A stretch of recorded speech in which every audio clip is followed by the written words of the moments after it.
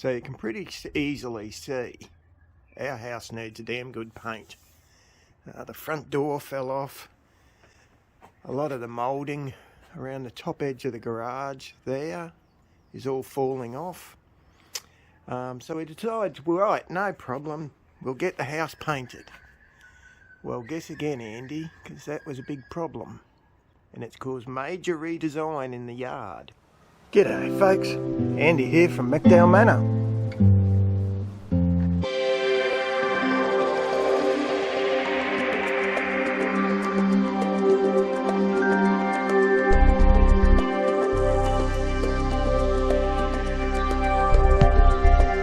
The first big impact, this wall's obviously got to be painted as well. Now it was full of rubbish up the top here. So we've managed to pull most of that out. I've got to tell you, that was fun. It was full of all this iris, which is still popping up a little bit, but I'll go through and get that out easily now compared to the original run. So that part's done. You can see I've been mulching and continuing. That's where the turmeric lives. He'll come back. In fact, I've got a few things you can see down there. They're lilies, hippeastrums.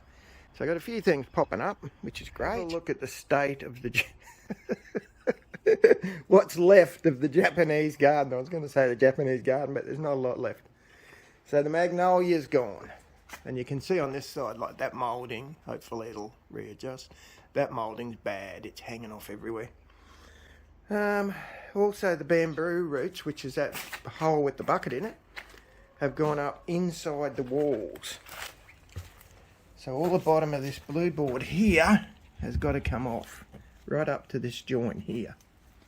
So that'll be all off. And let me tell you, without my mad mate Mark, Uncle Marky, I would never have got that bamboo out. Holy guacamole, what a job. You can see there's a lot of roots still there.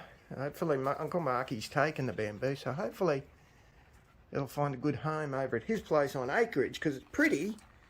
It's just not very useful in a place like this. So the only plant I've got left here really that I'm going to worry about getting out is this lovely big soft tree fern.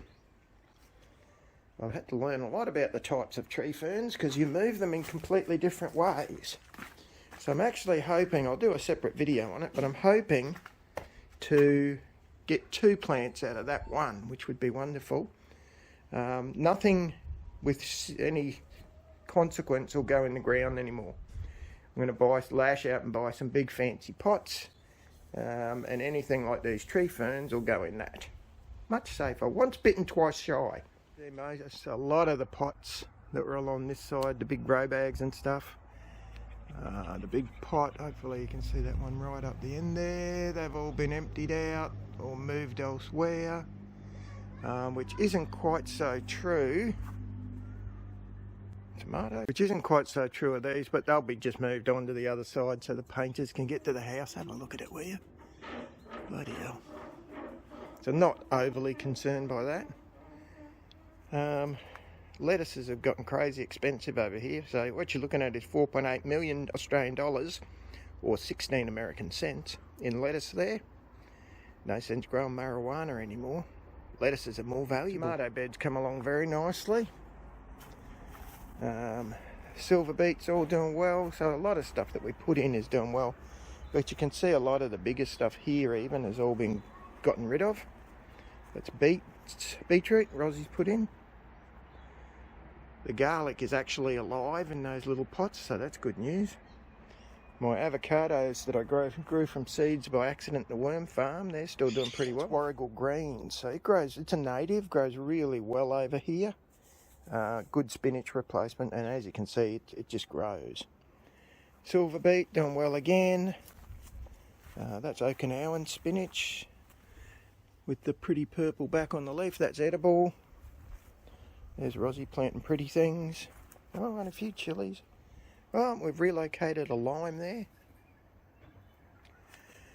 Okay, the big shock. You ready? That gives you a hint. All the kumquats in the al fresco dining. Now we're actually thinking we'll get rid of them.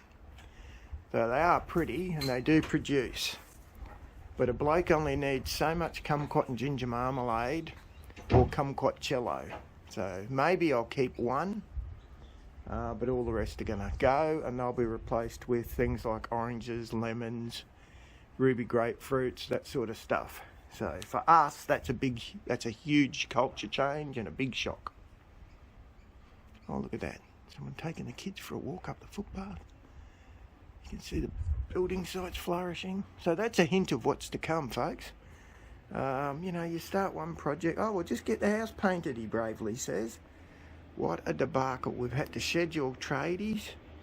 So the moulding came off the garage.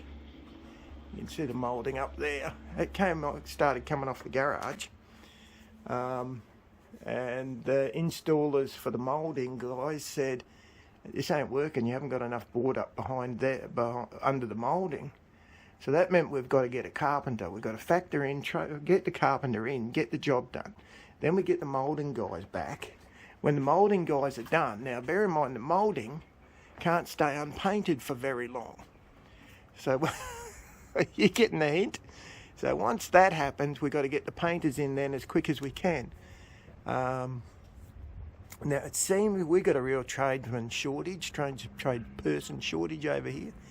So it's been no mean feat, but it looks like it will come together in about the next month, which is absolutely fabulous. So there you go. I've had to put the bite on my mate Stu, the roofer, from InStyle Roofing. Does a bloody good job, I've got to say. And yes, I am talking him up because he really does do a good job.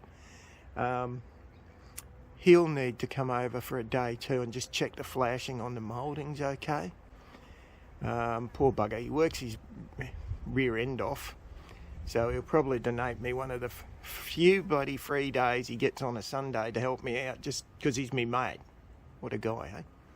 Anyway, so there's a bit of the flurry of activity that's happening around the patch. Hopefully I didn't go on for too long and hopefully you enjoyed it. Right, folks, you have a good one, eh? Hooroo.